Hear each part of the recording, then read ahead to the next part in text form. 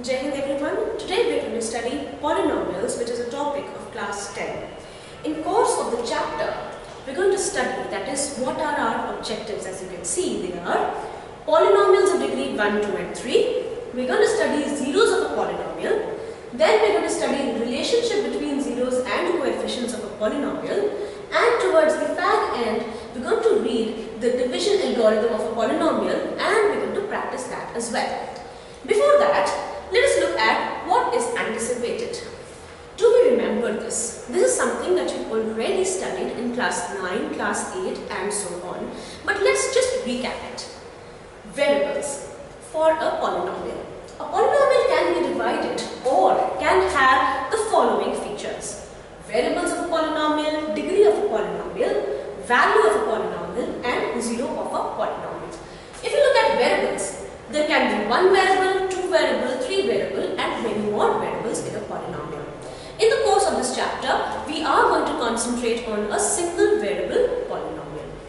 For example, if I have to tell you about a single variable polynomial, it can be the most common variable that we use is x. It can be a polynomial in x. This is how we write the polynomial. Say 2x plus 3, or I can have 2x plus 3 or 2x square plus 3.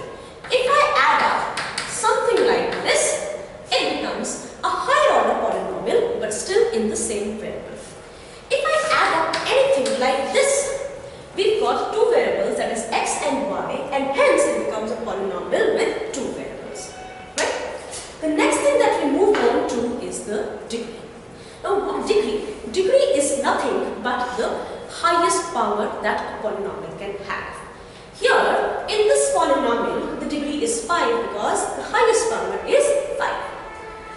Similarly, if I look at the polynomial 2x plus 3, the highest degree is 1, hence it's a linear polynomial, and as you can see, linear will have degree 1. Similarly, if I have a degree 2, it is a quadratic. A polynomial with degree 3, for example, will be cubic. A polynomial with degree 4 becomes a biquadratic, and a polynomial with degree 5 is called a quintic polynomial. Next comes in value of a polynomial. Let's read together. If px is a polynomial in x and if k is any real number, then the value obtained by replacing x by k in px is called value of px at x equal to k. Now this looks a little theoretical. Let's have an example. It says, for example, if I have a polynomial, and mind you, what kind of a polynomial is this? This is a quadratic polynomial. Px is x squared plus 2. Then, what would be the value of this polynomial at remember, x equal to minus 4. That will be, we easily replace x by the value given to us, that is minus 4, and hence we get minus 4 squared plus 2 is 16 plus 2, that is 18. Next comes zero of a polynomial. A real number k is said to be a zero of a polynomial px if p of k is 0. As an example, for a linear polynomial px equal to 2x plus 3, then for what value of x or for what value of k in turn would the entire polynomial be 0? That is called zero of a polynomial. For example, pk equal to 0 gives us pk, that means p of k, wherein we are replacing x by value k. That gives us 2k plus 3, that is being replaced x by k here. 2k plus 3 equal to 0, that is k equal to minus 3 by 2. In general, let's read it together. In general, if k is a 0 of px equal to ax plus b, then what do? Replace x by k, put it to 0 and get k equal to minus b by a. Now what's new this time? All this while we've been quickly revising and recapitulating whatever we've done in class 8 and class 9. Now what is new this time? We are going to study three main topics, which are geometrical meaning of the zeros of a polynomial, which we're going to study in detail. Then relationship between the zeros and coefficients of polynomial and division algorithm for polynomials. Now first of all, let's quickly try and plot the graph of this polynomial. Remember, it's a linear polynomial. The reason, remember, there is a variable with degree 1. Right? Now once we try and plotting the polynomial, that is, you need to make that table. Remember, you make a table like this. Let me just do it for you. You've got y is equal to 2x plus 3. You remember making a table like this. Minimum 3 values. Now let's look at for what value of x do we get any value of y. Remember, this has 2 variables. That means I'm going to have my graph with 2 axes. Which is the dependent variable, tell me? Yes, it is the variable which is y, and independent variable is the variable x. If I take up x equal to 0, y is equal to 3. If I take x equal to 1, y is equal to 5. And if I take x equal to say minus 1, y is equal to how much, tell me? 1. Now let me see. This turns out to be the graph, right? 0, 3 is a point. Then if you look at this, 1 and 5 is coinciding and minus 1 and 1 is coinciding, right? This is how the graph looks like. Now, closely observe the graph. There is a single point wherein this graph is intersecting the x-axis, which is the point, if you closely look at the graph, it's going to be between minus 1 and minus 2, exactly midway, which is minus 3 by 2.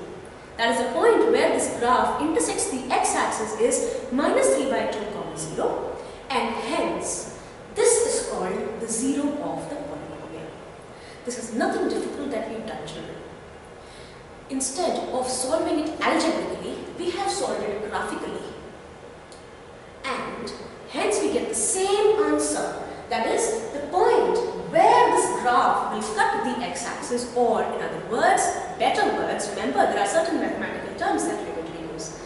Where the graph intersects the x-axis, that is called the 0 of the polynomial.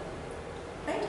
Another thing, if you notice, remember there is something that you have to notice in the graph. Have a close look at the graph, we're going to come back to it. The next is a quadratic polynomial. If you plot this quadratic polynomial, which is x squared minus 3x plus 4, remember, what kind of a graph are we going to get? Yes, we're going to get a graph which is a curve, right? Now there's a special name that we give to this kind of a graph, which is called a parabola. This graph is intersecting the x-axis at 2 points. Let's look at the equation again. Put x equal to 0, what you get? 4, right? Isn't it? 4, right? Okay, no problem. Yes, and this is a parabola. Once we look at the parabola, it is intersecting the x-axis at 2 points, right? This is a polynomial of degree 2. Where is it cutting the x-axis? It is intersecting the x-axis at 2 points, which is 4, 0 and minus 1 zeros. That means there are 2 zeros for this polynomial. Remember, it's a quadratic. If I factorize and equate it to 0, I'm going to get 2 factors or 2 roots for this equation. Remember? The same way, when I plot it on the graph, it's going to give me 2 values wherein x is equal to 0, which is minus 1 comma 0 and 4 comma 0. That means this is the first 0 and this is the second 0 of the polynomial. Now, have you been able to observe a pattern? Yes. Whatever is the degree of the polynomial, if it's a linear polynomial, it's going to intersect the graph at 1 point for the x-axis.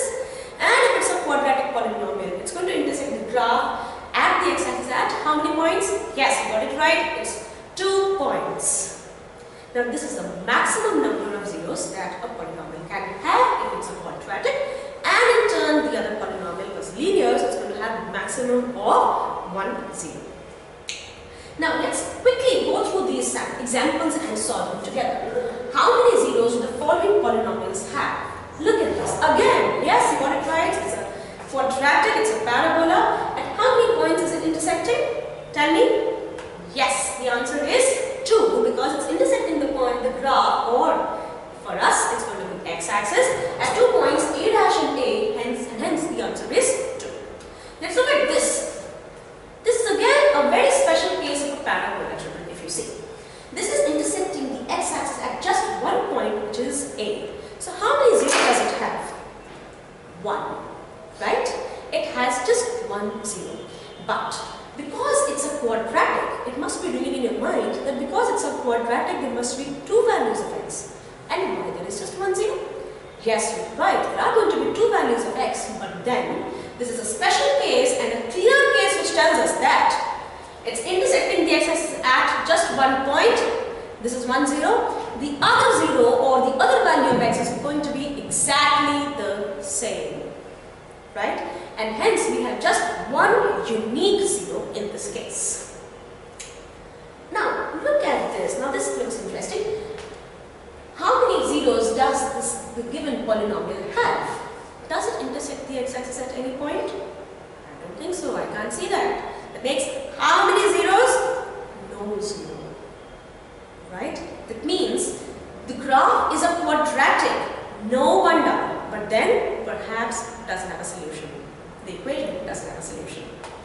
Look at this now. Where is it? It lies entirely in the negative quadrant. Really? Is it the negative quadrant? No. The negative quadrant is this. It lies in the last quadrant and then it doesn't intersect the x-axis at any point and hence there is no zero for this. Right? Now some more examples. Look at the first one. At how many points does this graph intersect the x-axis? At 1 point. 1 point, yes. But still, does it look like a linear one? No. Children, remember, a linear polynomial will always have a straight line intersecting the x-axis. For example, a very basic graph like this. It's a strip, if you remember, it's a linear polynomial with degree 1. It's going to, no wonder, it's going to intersect the x-axis at just 1 point, but then the graph is going to be a straight line. In case I have a graph like this, or I have a graph like this, so the last one that I just told you, it is intersecting the x-axis at just 1 point, but it is not a linear polynomial, remember. The next one, yes, we did it, 2. Here, it's simple, count how many intersections does it have? 1, 2 and 3, and hence it's 3. Here, yes, this looks tricky. 1 or 2? How many of you say 1 and how many of you say 2? My dear children, it's going to be just 1 0 because it's intersecting the x-axis at 1 point. Although it intersects here also, but then it's the y-axis. Remember, we are going to concentrate only on the x-axis. Then here, 1 and here, count 1, 2, 3, 4, that is just 4. Simple enough. So this is called graphical representation of zeros, or in simpler words, if I give you any graph, looking at the number of points at which it is intersecting the x-axis, can you simply find the number of zeros? Right? If you can, solve exercise 2.1 from the textbook and see if you can get the answer. Why not we solve it together here? Look at it. Exercise 2.1. The graphs of y equal to px are given in the figures. For some polynomials px, find the number of zeros of px in each case. Look at the first one. The first one has no zero. Second one, does it look like a linear curve? No. It looks like a polynomial curve of higher order, but the number of zeros is just 1. Look at the third one. 1, 2, 3. Look at the fourth one, the fifth one and the sixth one. Take a second, pause for a second and see how many zeros it has. Yes, got the answers? The fourth one has 2, the fifth one has, let me count, 4, the sixth one, let me count again, 1, 2, 3,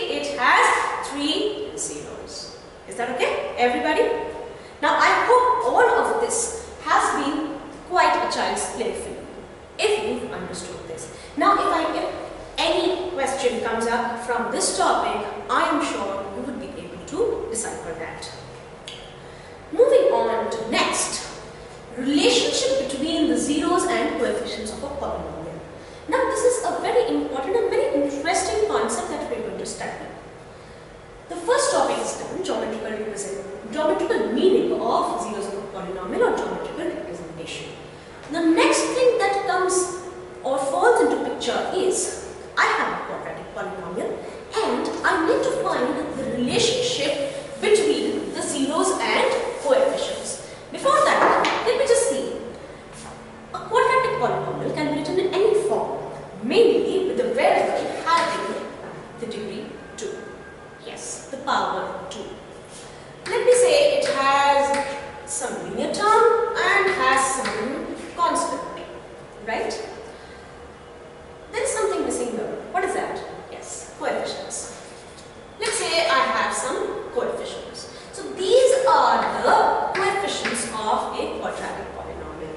This is something that we've already studied in previous classes, and this is how we write a quadratic polynomial in its standard form, which is ax squared plus bx plus c.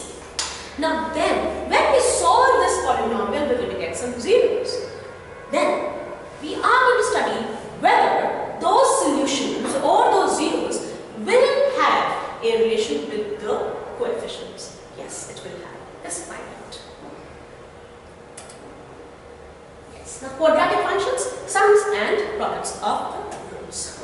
Objectives here are, in fact, to find sum and product of roots without knowing the actual value of x. That's the catch, without knowing. Then, use the sum and product of roots to solve for other results. Derivation of the formula. Before we actually derive the formula, let's quickly say that if I have two zeros of a polynomial, let me assume that the zeros are alpha and beta. Then, if, as an example, if I take up a polynomial, say px equal to x squared minus 5x plus 6, right? If I solve it, let me solve. Can we factorize? Yes.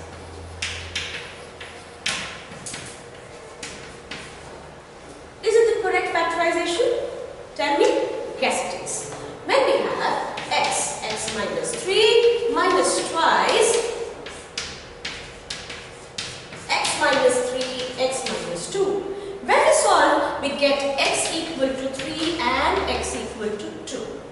Right? So let me say that this x equal to 2 is alpha and this x equal to 3 is beta.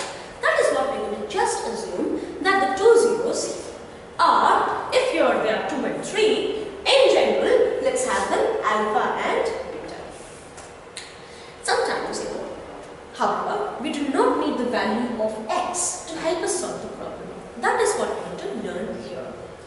Knowing the relationship between the quadratic equations and its roots helps us in many ways. Yes, it does save time. How? Let's do that. Now, derivation of the formula. We're going to see and derive side by side on the board.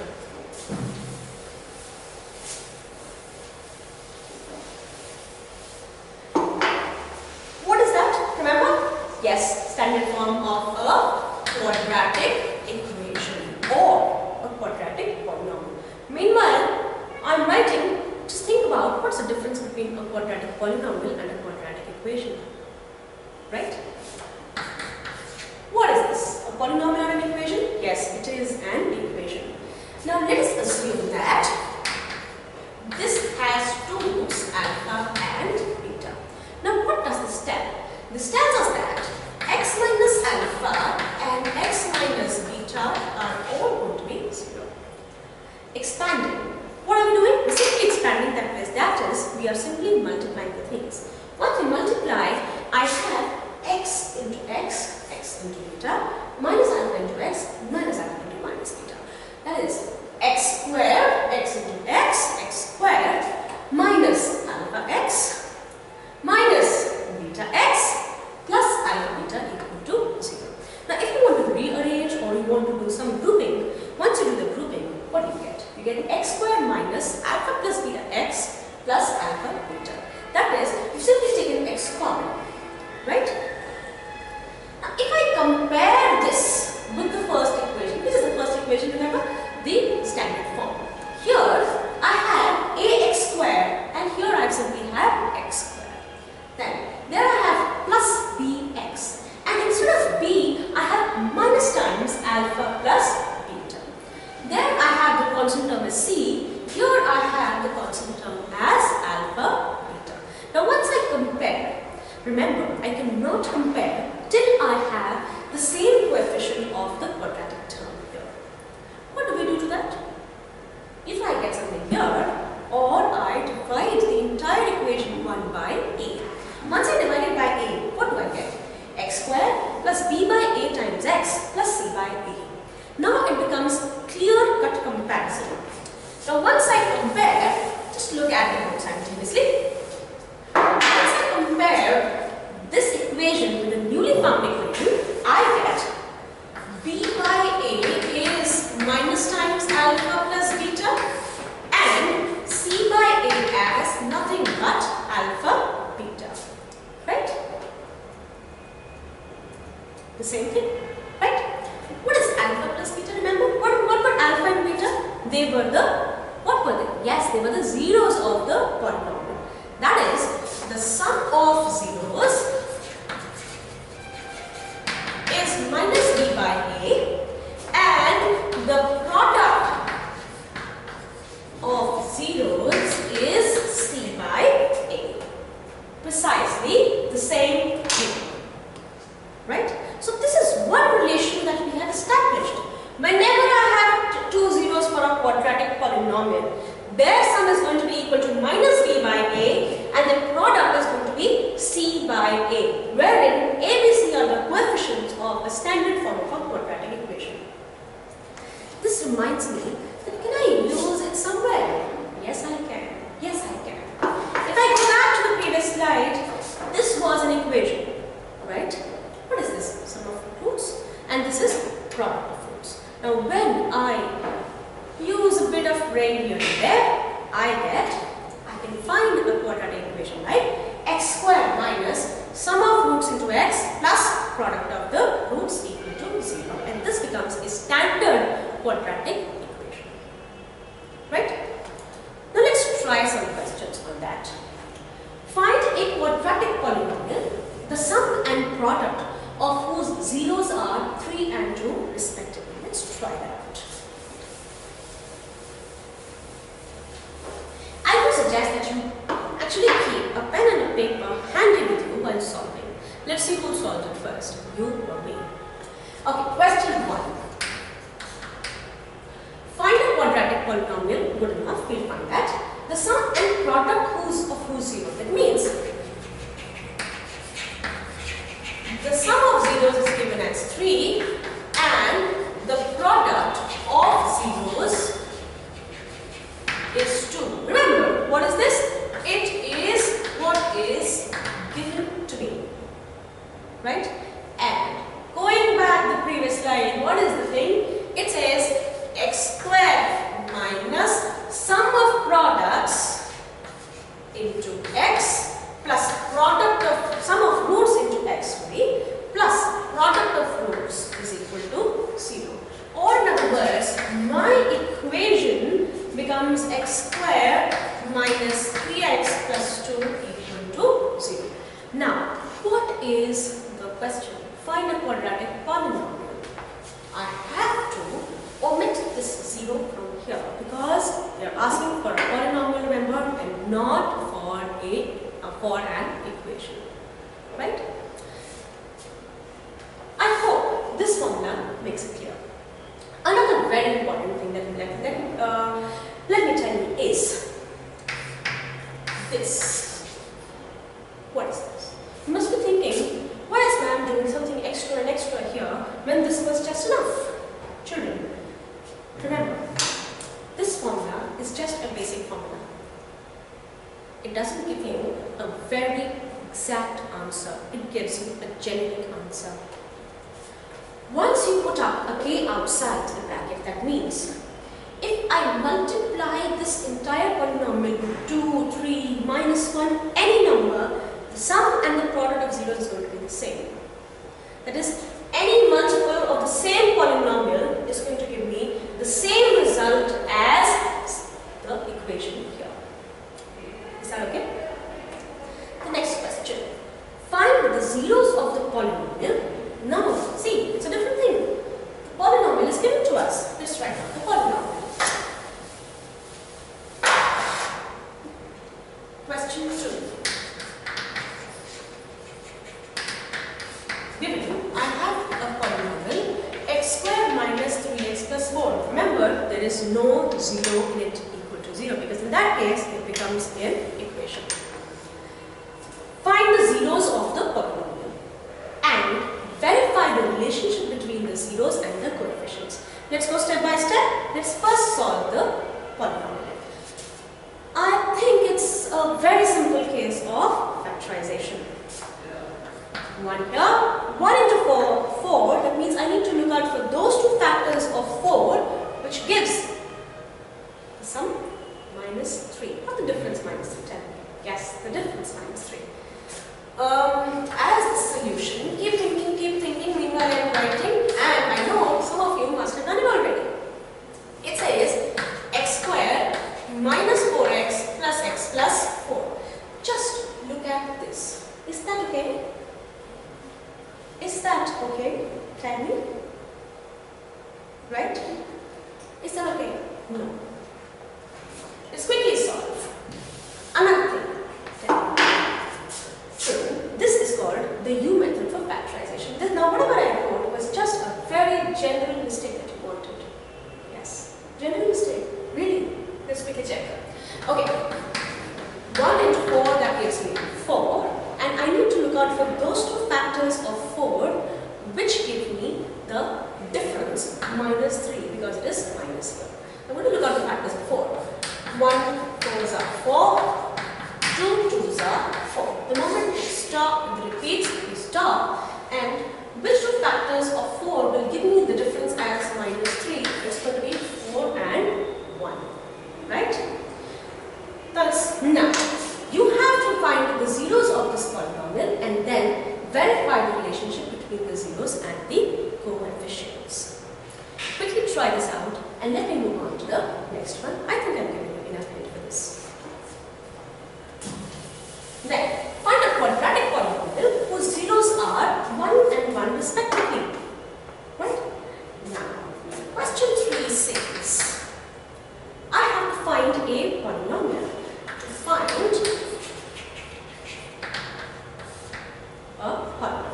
That means it's going to be, say, ax squared plus bx plus c. That's what I'm going to find out. Now, the zeros are 1 and 1. These are the different zeros. So, let's say, let alpha be 1 and let beta be 1 at the same time. It's just a coincidence that both are given equal. Otherwise, you can get any other example. What is the general form? Let's go back. Yes, the polynomial is going to be x squared minus sum of roots into x plus product of roots into 0. Now let's quickly find out their sum and their product here. 1 plus 1, x plus 1 into 1. And remember, again, let me look at the question. It says find a quadratic polynomial. That means, my dear children, no equal to 0. This gives me x squared minus 2x plus x. X? No. There is one mistake. Yes, x plus 1. Now, why am I doing all this? Because these are some very general mistakes that you keep on doing whenever we correct your answer sheets. So, you will have to be a little more cautious when you write the polynomials. Is that okay, everybody? Sure? Now, in case I want to verify the relationship between the zeros, let me look at the polynomial that I just received. It's going to be this. Right? What is a here? 1. What is b here? Minus 2. What is c here? 1. Given that the zeros are 1 and 1, their sum the sum should be minus b by a and the product should be c by a. Let's see whether the sum of the zeros turns out to be minus b by a and the product of the zeros turns out to be c by a. The sum. What were the zeros? Do you remember? Yes, it's given in the question 1 and 1. So my left hand side is going to be 1 plus 1, which is 2. My right hand side is minus b by a, that is minus of minus 2 upon 1, which is plus 2 by 1, which is 2. Oh yes, it matches. Look at the product. As far as the product is concerned, the LHS says product, which is 1 into 1, which is 1, and the RHS says c by a, which is 1 by 1, which is 1. Again, it matches. That means the formula, the derivation, everything that we've been doing is up to the mark. Now there's no harm in keep checking whatever you're doing every time. You can avoid this in the paper, but yes, in regular practice you can do that. Application, example 1. Let's quickly solve this together. You've got, as an example, a polynomial 2x squared plus 6x minus 3 equal to zeros has some roots alpha and beta. Find the value of 1 upon alpha plus 1 upon beta. What does this mean? It means either I have to find the zeros of this polynomial, which are all the roots of this polynomial, which is alpha and beta, and then I have to invert them, that is find the reciprocal, and then I have to add them. Is it that difficult? No. If you go back a few slides, you will find that it was mentioned that there is no, at times there is no need to find the value of the roots. Look at this. Without finding alpha beta, yes, without finding alpha beta, we know that the value of alpha plus beta and alpha beta is there in the equation, in the polynomial or the equation, which is 2x squared plus 6x minus 3 equal to 0. Alpha plus beta. Alpha plus beta, if I look at the polynomial or the equation which is given here, it's going to be minus b by a, minus of 6 by 2, which turns out to be minus 3, and alpha beta, the product, turns out to be c by a, which is minus 3 by 2. Right? Hence, now let us solve it together.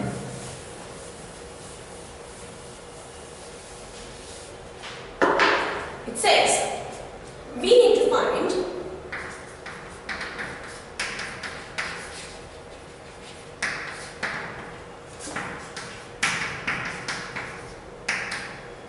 one method which I told you was go on finding alpha and beta, but then we are saying let's not find it and let's use another trick. Let me take the LCM.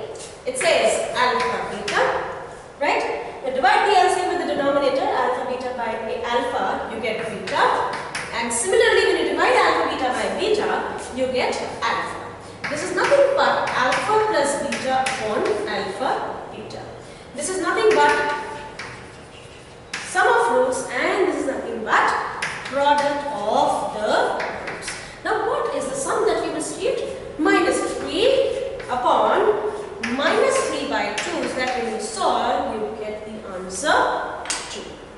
Now there is no harm in factorizing the given equation of the polynomial, finding alpha, beta, and then finding the values. You can do by that method also, but I would suggest that if you know some tricks, why not use them? Another thing, you've got polynomial, remember it's the same polynomial, and now 2x squared minus 6x plus 3 has roots alpha and beta. Find the value of 2 alpha plus 1 into 2 beta plus 1. Again, if I look at this, neither sum nor product nor the LCM is to be found out. What do? I don't do anything. Then, am I stuck up? No. No need, just move on. From the polynomial, let's look at the information that we have. Alpha plus beta is equal to minus 3 and alpha beta is minus 3 by 2 that we just received from the previous one. Now, what do? We move on. When nothing strikes your mind, just go with the flow, which says 2 alpha plus 1 into 2 beta plus 1, expanding that is we simply multiply. We get 2 alpha into 2 beta. Did you see 2 alpha into 2 beta? That makes it 4 alpha beta. 2 alpha into 1, which is plus 2 alpha, 1 into 2 beta, which is plus 2 beta, and 1 into 1, which is 1.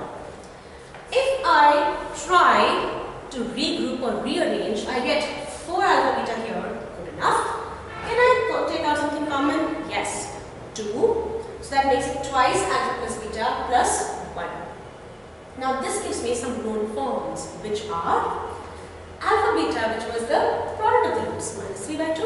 Alpha plus beta, which is the sum of the roots, which is minus 3. So on simple substitution, I get 4 into minus 3 by 2 plus 2 into minus 3 plus 1. Just try and cancel what you get. And you get the answer, minus 11. Right?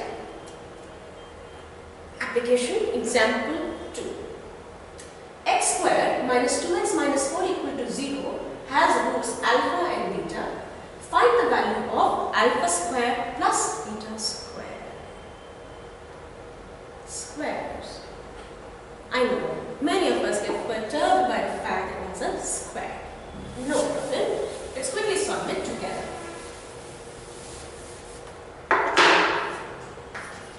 X squared minus 2x minus 4 equal to 0. If I compare it, right, alpha plus beta is going to be minus b by a, and here it's going to be minus of minus 2 by 1. Alpha and beta is going to be c by a, which is going to be minus 4 by 1. So it becomes 2 and minus 4. Step 1 for us. Then, to find this, we use the algebraic property. Now remember, why did it strike my mind that we have to use an algebraic property? Because as such, using these two, I cannot really find a square. And how can I find a square? Only by using the whole square formula, which is either a plus b whole square or a minus b whole square. I got a alpha plus beta, so let me square it up. Once I square it up, I get the square function, which is the alpha square plus 2 alpha beta plus beta square. What do I have to find out? Alpha square plus beta square. I have to find the sum. Do I know alpha beta? Yes. Do I know alpha plus beta? Yes. So what are we waiting for? Let's quickly solve it together. I have alpha plus beta whole square is alpha square plus 2 alpha beta plus beta square, which is alpha square plus beta square. Now why do I combine this? Because this is what I have to find. Plus 2 alpha beta and alpha plus beta whole square. Now simply substituting the values, we get, see, rearranging. That is what we've done. Right? Is that okay? Simply put in the values. Now then rearrange it. We're going to put the values. You can compare and see. Both will give you the same result. The only thing is whichever way suits you, do that. Alpha plus beta. Alpha plus beta from step 1 you can see it is 2. So you get 2 squared is equal to alpha square plus beta square plus 2 into how much? Minus 4. You get 4 is equal to alpha square plus beta square minus 8. Now we need to find alpha square plus beta square, which is on transposing minus 8 to the other side, you get 4 plus 8, which is nothing but 12. And that is precisely the answer in both the cases. Right? You want to take a pause and reflect? Yes, you can. Just compare both the slides here. You get alpha square plus beta square by expanding alpha plus beta whole square. There it's rearrangement. Here it is transposing of the constant. Now independent practice. Independent practice means something that you have to try out yourself. Yes. Please try this out yourself, and then we are going to discuss this when we meet next. 2x square minus 4x minus 2x square plus, repeat, 2x square plus 4x minus 1 equal to 0 has roots alpha and beta. Form the equation with roots alpha square and beta square. Oh my god, you've got a big polynomial. Is it a big polynomial? No. Not for us now that we've understood.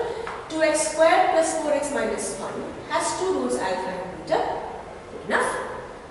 We need to find the equation with roots alpha square and beta square. That means some of the roots in the previous case would have been, in the general case would have been alpha plus beta.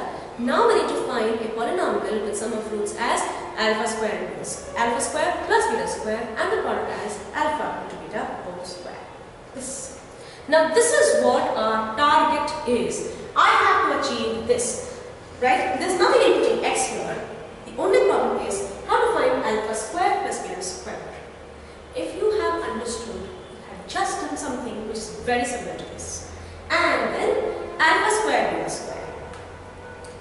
So in order to get the equation, find alpha square plus beta square and alpha square beta square. Let me tell you, alpha square beta square can be written as, yes, you got it right, alpha beta whole square.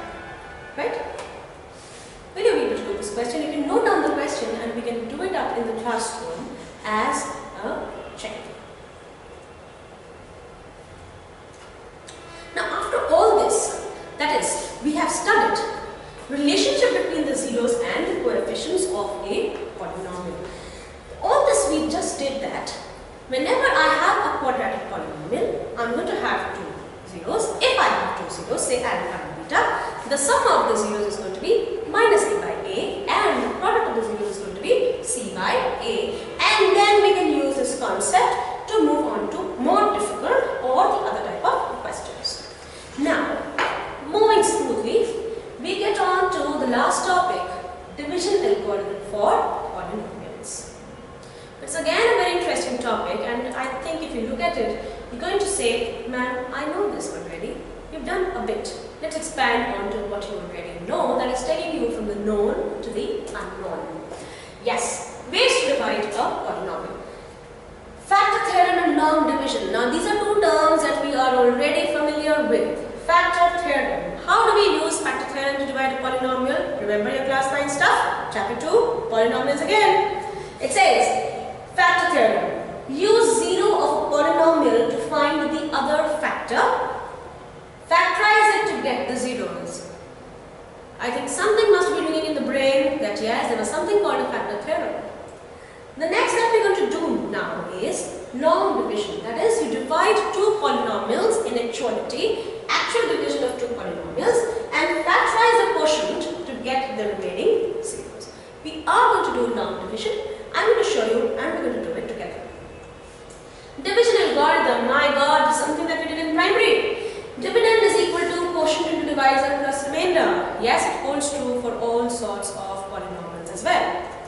Example. Divide the polynomial 2x square plus 3x plus 1 by x plus 2. Let's do it together. You've got the solution, you want the steps, let's do the steps. Divide the polynomial, that means my dividend is 2x square plus 3x plus 1. Now, a tip here, the trick and the tip both are, make sure that the dividend is in descending order in terms of the degree. Is it? Yes. Divide it by the divisor. Remember what is outside. Whatever you are dividing it by is the divisor. And keep this in descending order. Is it in descending order? Yes. Linear and the constant. Right? Now just go for the regular division that you started in class 2 and class 3 and so on. Divide the first term 2x square by the first term here, which is x. When I divide 2x square by x, what do I get? In my rough work, 2x square by x, yes, I get 2x. So I write down 2x here. X into 2x will give me 2x square. 2 into 2x will give me 4x. 2 2s are 4 and an x. Is it plus? Yes. For that matter, you can write a plus here. Right? Now what happens next in division? Yes, we subtract. Once I subtract, the signs change. Can you see the signs changing? Minus and this minus. Time to solve. Time for the favorite part. To cancel. X, x, x. 3 minus 4 minus 1. Do we write minus 1? Not now. We are in class 10. We can manage that. Something goes down, something comes down, and 1 has to build down. Now what do you do? Again repeat the same procedure. Divide this minus x by x. Let me do it in rough. Minus x by x and I get minus 1. right? So what is my quotient? Minus 1 here. X into minus 1 will give me minus x. 2 into minus 1. 2 ones are 2 and a minus here. Is that okay? I think that's okay, right? It's very simple. Come on. You don't have to get confused in this. Again, subtract. Signs change. The favorite part comes over. Cancel. 1 plus 2, that's 3. Right? So now, we actually divided a polynomial with another big polynomial. We get the dividend, the divisor, the quotient, that is 2x minus 1